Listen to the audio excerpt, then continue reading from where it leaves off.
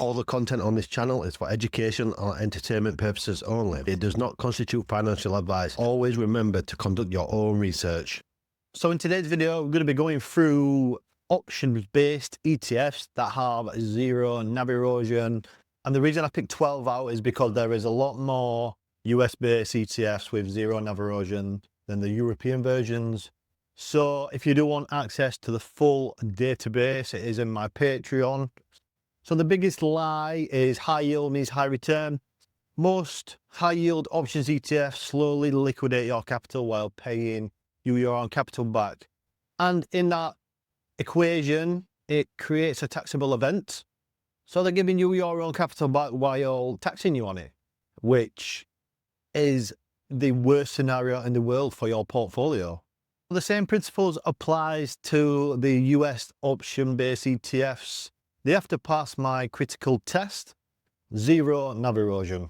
These funds deliver income while maintaining or growing net asset value, and that is key. That is number one to me, because you have to grow your wealth at the same time as your income, or if you're in your income stage, you don't want a decaying NAV over time, because then your income will also erode over time.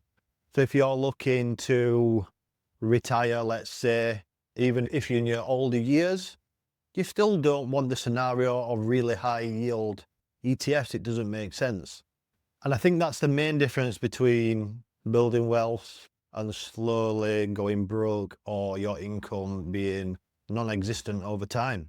I'm going to show you the math to why NAV stability is everything and why it changes most things around these high yield option based ETFs that are coming out as of late. So here is the 5-year comparison. We have a high yield and a decaying NAV. The yield is 35%, minus 10% NAV annually. So this has a decaying NAV. Your 10K capital will now be 5,905. That is minus 41%. And your annual income would actually be down to 2,067, which is also down 41%. Whereas if you have a moderate yield and a stable NAV, and what I mean by stable net asset value is it either stays flat or it grows slightly. So for example, we have a 20% yield and a 5% NAV that is growing annually. Your capital is now 12,763, so that is up 28%. And the annual income is also up 2,553, which is up 28%. So in this scenario, it is very clear which one you would rather go with. And it is not the high yield decaying NAV, it is the moderate stable yield. And I think 99.9% of investors would rather pick the moderate yield than the stable NAV products. You let me know in the comments which one you would rather pick. The lower yielding fund actually delivers over time. It preserves your capital at 116%, more than the high yield fund, and your annual income is up 24% over a 5-year period, more than the high yield fund. And this is compounding working its thing, doing exactly what compounding is supposed to do. I'm not working against you, because you could really compare these ultra high yield funds to something like credit card debt. Whereas when you're getting charged 20-30% rates over time, compounding works against you. And this is the kind of thing what happens inside your portfolio when you've got these ultra high yield funds. So I use a simple framework that works for any ETF globally, whether it's European, US. This is my framework. And if it doesn't pass my framework, the ETF doesn't stay in my portfolio or in any of my databases. And it really narrows a lot of these high yield funds out. So the 5-part framework is, it needs to be in a bullish sector. That is number one. Multi-year convictions in any underlying industry. A quick example for me would be AI. Really bullish on Nvidia, Broadcom, as anyone who's been following the channel for a while. Broadcom's one of my biggest holdings. For example, LLY, Lillian Co, that is, I'm really bullish on the healthcare sector. I think there's going to be a lot of growth between AI versus healthcare in the next 5 to 10 years. And then you've got things like crypto. I'm very bullish on Bitcoin and Ethereum. So these are the kind of things that you have to put inside your portfolio because it's something that you're bullish on. Now, that's what I'm bullish on. You may be different. You may like something like REITs or something along this line, something different to me, but as long as you're bullish on that, that is what you should be going with. Number 2 is NAV stability or growth. No structural decay eating at your principal over time. And we're going to dig a little deeper into what true NAV decay is.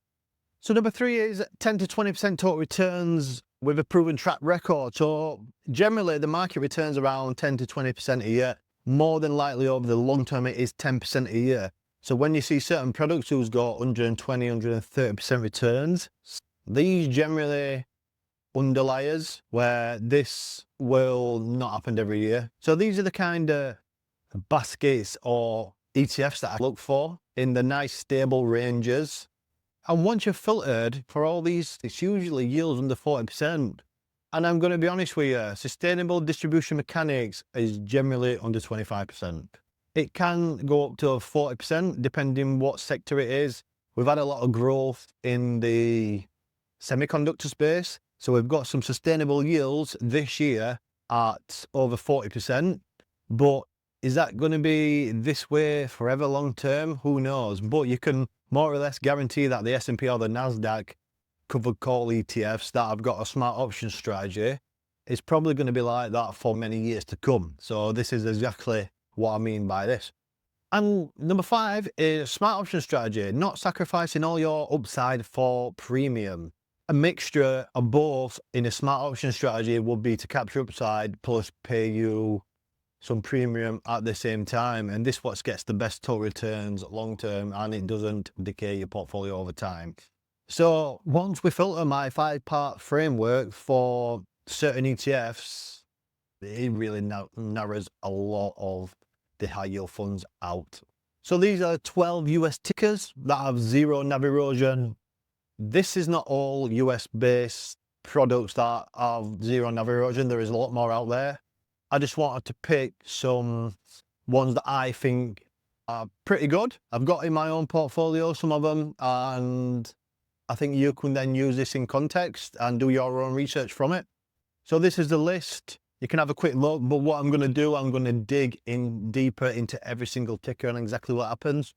So first up we have blocks. This is by David Nicholas, the crypto income ETF.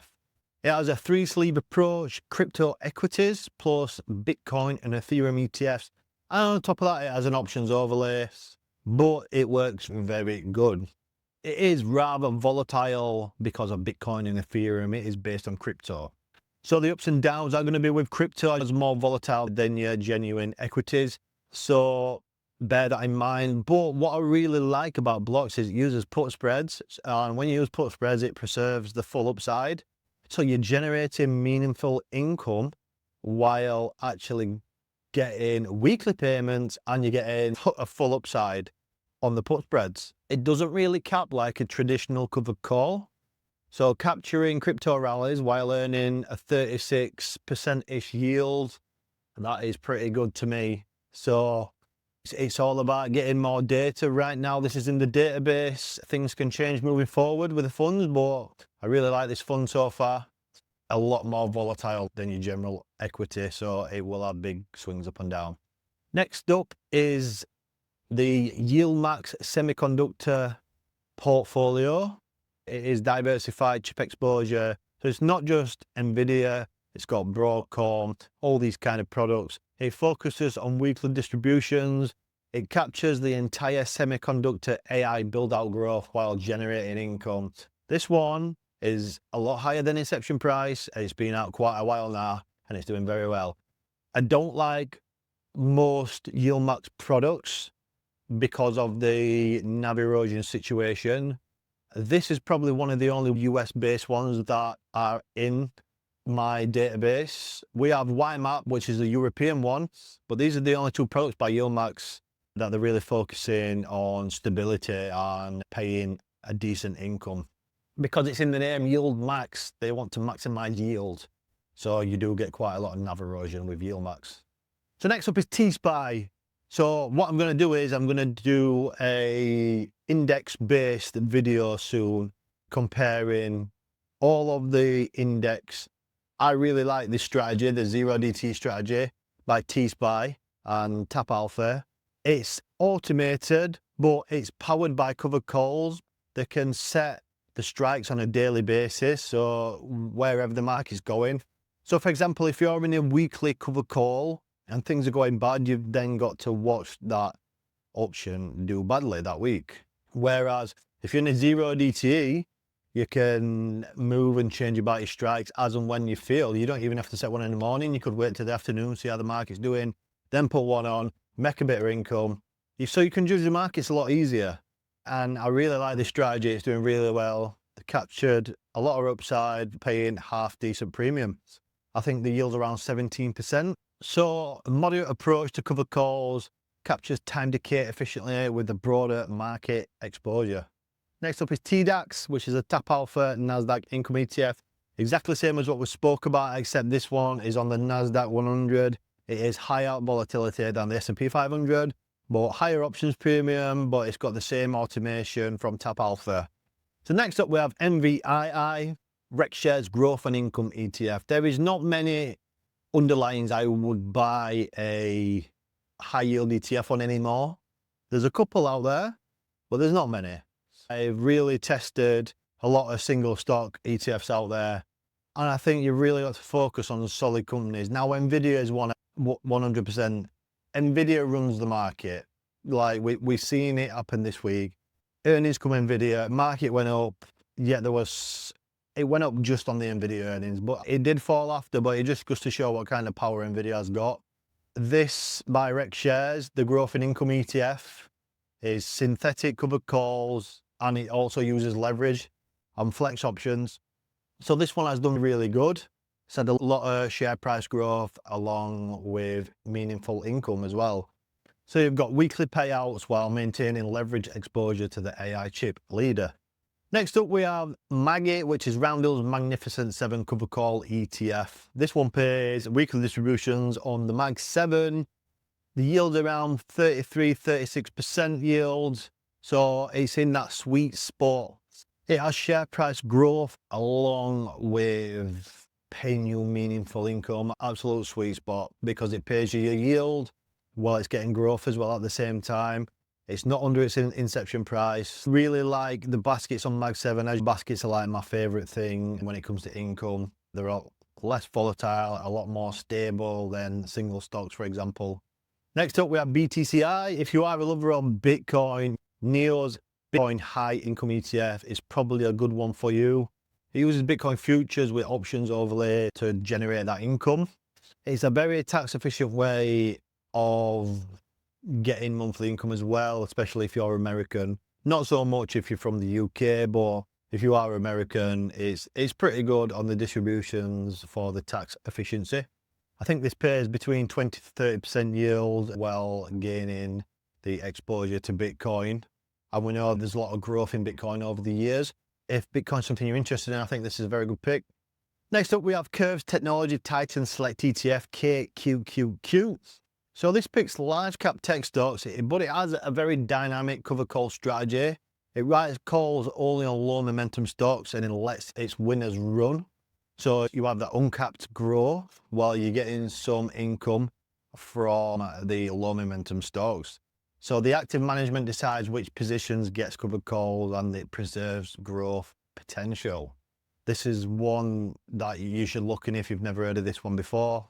I really like the look of this one. This is what I mean about the strategies are now evolving. We're seeing strategies, we're seeing puts, covered calls, put spreads coming in where you can actually get a lot of growth potential while getting some meaningful income. And I think these are the strategies that investors should be moving forward to. Not your very high yield, your 100% Coinbase ETFs that are just capping your full upside, for example. I think these are the kind of strategies people need to start looking a bit more into and do some research on. Next up, we have QQQI, NEO's NASDAQ 100 High Income ETF. This has done very well. And this won Best New Active ETF for 2025. Proven performance with tax efficiency, around a 13% yield, captures upside while paying you some meaningful income. Exactly the same for SPY-I, which is the NEO's S&P 500. Just like QQQI, it is less volatile than the NASDAQ, around 11% yield. I really like NEO's funds. They've got a lot of other options out there as well, like IYRI, which is the REITs version. They've got gold, etc., all these kind of funds. So yeah, have a look on the NEOS website if you are interested in NEOS.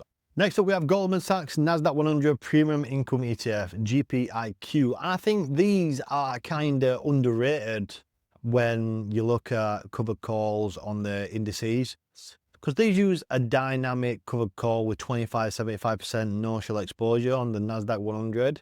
Actively picks strikes and leaves upside partially uncapped. So you have a moderate yield around 10%, but you've still got exposure to the uncapped growth, which is what I've been mentioning a lot about. These are the kind of funds you want. You want these lower yielding ones that are going to get the highest total return, while you see a NAV stability or growth. It's by far the best scenario for anyone's portfolio.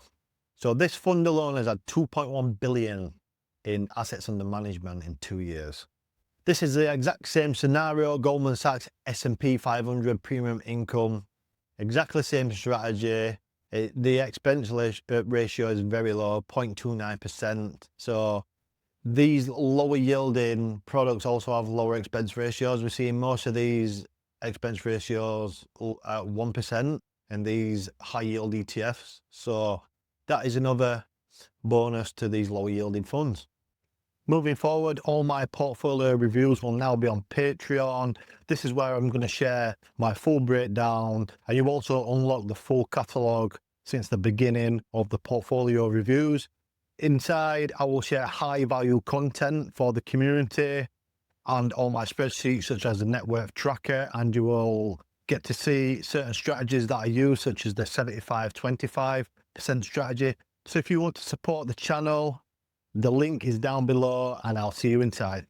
In the past, I've had quite a lot of questions asking how I actually keep track of all my payouts, my dividends, and my portfolio snowballing each month. I use Snowball Analytics. It pulls everything into one dashboard so I can instantly see my cash flow strategy is really working. If you want to try this for yourself, I've got 10% off for you. Just use my code CashflowKing below. Links in the description. So each one of these ETFs I have mentioned today, out of the 12, have sustainable distribution mechanics, option strategies that preserve upside capture, NAV stability or growth over time, and they are also above their inception price, and they have exposure to sectors with long-term convictions. If you notice, a lot of them was based on AI, semiconductors, and indices. So S&P 500, NASDAQ 100. There's a reason for that, because there's a proven track record of these funds working over time, and they're in industries that are actually really seeing a lot of growth at the moment.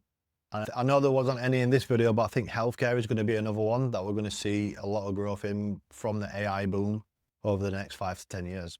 So what separates these from the wealth destroyers? It's all about the option strategy.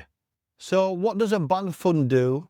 It sells aggressive out the money or at the money cover calls, let's say weekly, for example. It can cap 100% of upsides to maximize premium, but in the order of that, you also miss every single rally that these stocks are doing, and you're also trading that rally for premium. But when that happens, it creates a taxable event. So if it's not inside an ISA, UK ISA, like, you initially getting premium and getting taxed on it. And when this happens, it slowly liquidates the holdings as shares get called away over time. So if you blow through strikes, for example, and you hold the underlying, you're going to get shares called away weekly. A good example is before Income Shares changed the strategy to a put writing strategy. They had a cover call 5% out of the money strategy set for every fund. It didn't work for the more volatile ones like Coinbase. A good example is every single week when Coinbase rallied, if we're in a bullish environment, our shares got called away. And I remember one week seeing like 1,000 shares of Coinbase getting called away. And at that point, I thought, this is not going to work. This is exactly what bad funds do. But on the other hand, these are what these 12 do right. They use out the money strikes, usually around 10, 15, 20% above. So we're not doing 5% strikes. They have longer expirations like monthlies, for example. Dynamic strike selection based on volatility. And what I mean by that is the IV of certain stocks is a lot higher and a lot lower based on volatility. So instead of having a set strike for all the underlyings, They pick dynamic strike selection based on what's going off in the markets or based on the IV of the stocks. And I think this is key when it comes to picking underlying, especially the volatile ones. You wouldn't want to do 5% out of the money on something like MicroStrategy. You'd want to pick a different strike if you knew it was going to rally, because these stocks can go up at 10-20% instantly. And on top of that, a put writing strategy that preserves upside, like we've just mentioned with the put spreads. So the put spreads actually preserve 100% upside, and puts can actually, we're seeing a lot of funds in the US move into puts now. Income shares as put strategy is working very good compared to the covered call strategy that they had. So all this being said, it preserves capital appreciation while you're getting paid meaningful income. These are the kind of funds that people want to start moving towards rather than these 100% high yield ETFs. The result is they capture 60 to 80% of the upside moves while still generating meaningful income. So let's run through true NAV decay versus market volatility. I think this is critical to understand exactly what true NAV decay is. Decay would be your semiconductor ETF drops 20% because Nvidia corrects in a market pullback. So if your net asset value has gone down 20%, but nothing fundamentally has changed, then that is not true NAV decay. That is just your net asset value reflecting the underlying asset value. And over time, it recovers when the market recovers. That is temporary market volatility. So true NAV decay, your fund's structure erodes value over time independent of market moves.